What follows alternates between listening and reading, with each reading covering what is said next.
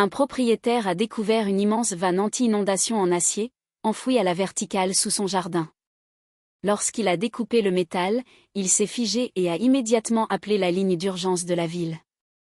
Dans l'Ohio, Charlie Reese creusait pour installer une piscine lorsque sa pelleteuse a heurté un objet métallique impossible à déplacer.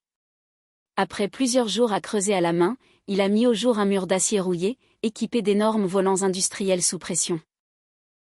Cela ressemblait à une vanne hydraulique, alors qu'il habitait à des kilomètres de toute étendue d'eau. Intrigué, il a consulté des cartes en ligne, mais aucun réseau ni infrastructure n'était répertorié.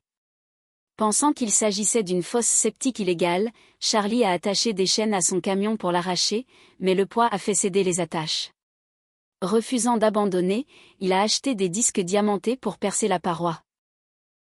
Lorsqu'il a entaillé le joint, de l'air sous pression s'est échappé dans un sifflement. Il a glissé un pied de biche dans l'ouverture. Et lorsque la lumière de sa lampe torche a révélé ce qui se trouvait au fond du puits caché, il a saisi son téléphone, terrifié.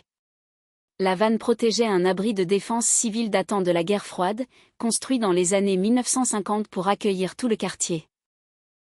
Les équipes spécialisées ont découvert que l'installation était encore remplie de milliers de conserves et de fûts chimiques, gravement détériorés après plus de 70 ans.